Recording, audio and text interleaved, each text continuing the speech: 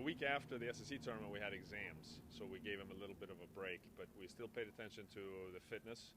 And the past week or so, we've changed up our doubles teams. So in doing that this late in the year, it automatically gives you something to practice for and keep your eyes on. And so I think we've had a really, really good 2 weeks of practice leading up to this weekend. So every day we get a little bit better in doubles. The new pairings, I think, are really working. We see great chemistry. And so now it's just we're waiting for Friday to come around. It can't get here soon enough. With, what was the reason behind changing up the doubles teams? Is that to kind of throw other teams off, or is that to just kind of keep the girls fresh? Yeah, you know what? Sometimes you need it, right? Partnerships get stale, or players evolve and change throughout the season. And if you look back at the 13 years that I've been here, we have made doubles changes every year in the middle of the season. I'm really excited about these new pairings, actually. We see great play from all three teams. The two new pairings at 1 and 3, and our two teams, Sophie and Belinda, are going to remain intact. But we see great communication now, great energy from all of them, and that's what you need. You need to have good communication when the matches come down the wire and it gets tight, and I really like these three pairings. I think it's going to work out great for us. Is there any update from it? You said you might find out about Olivia. She's practicing. She's playing points now, so we're still treading easy. But yeah, she's on the court and playing. And we played doubles yesterday, and she looked fantastic. She's going to play some singles today. Okay. And can you talk about the new pairings, the 1 and the 3, what you got there, and what you're looking, what you like about them, I guess? Yeah, at 1 will be Courtney and Alex. Right. So you have one of the best doubles players I've ever seen in my 13 years here is Courtney, right? And she's now paired up with a senior. Somebody. Alex has won 2 championships, and she's a scarred veteran. So I think they can help one another. Courtney's very powerful. Alex can move off her big ball, and that's certainly what we're looking for.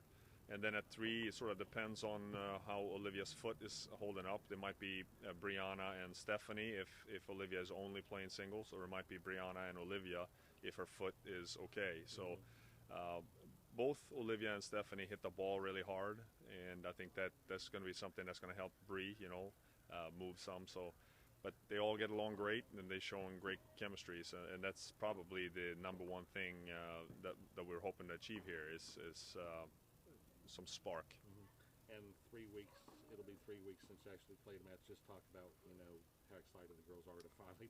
Yeah, at the back end of a 9-month season, going 3 weeks without competing can be really rough. Yeah.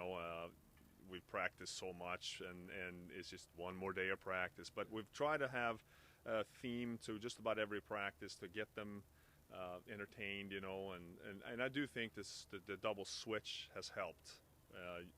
It brought something for us to focus on, and so far it's looking pretty good. And obviously you've had some challenges with this team, which you knew with 3 freshmen. That's right. There and 3 seniors, a kind of weird dynamic. Just talk about, now going into the NCAAs, what you feel like this team is capable of, and how good you feel about it.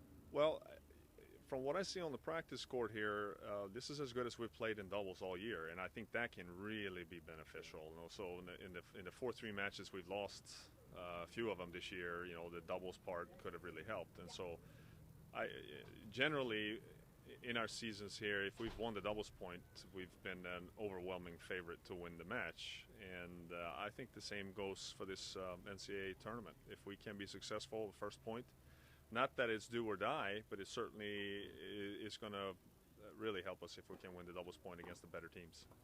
How big do you think having the home court advantage is first and second round, having Gator Faith Flood here, how big is that for the team? Well, we've won every match here for 10 years, so we like playing at home.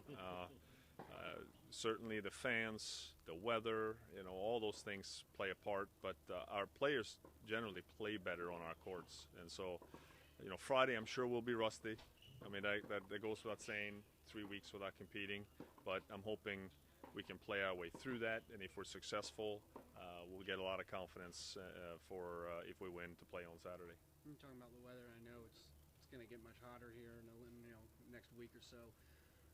Does that play a role in breaking down other teams? I know some of the girls say, obviously don't count on it to break down other teams, but does that always help when you're preparing and when you're actually playing? Absolutely. Weather is a huge factor, and it can be a nice ally for us. If we're the only team that can handle the heat, meaning that we're the fittest team and that we're also used to the heat, it certainly has helped us in the past.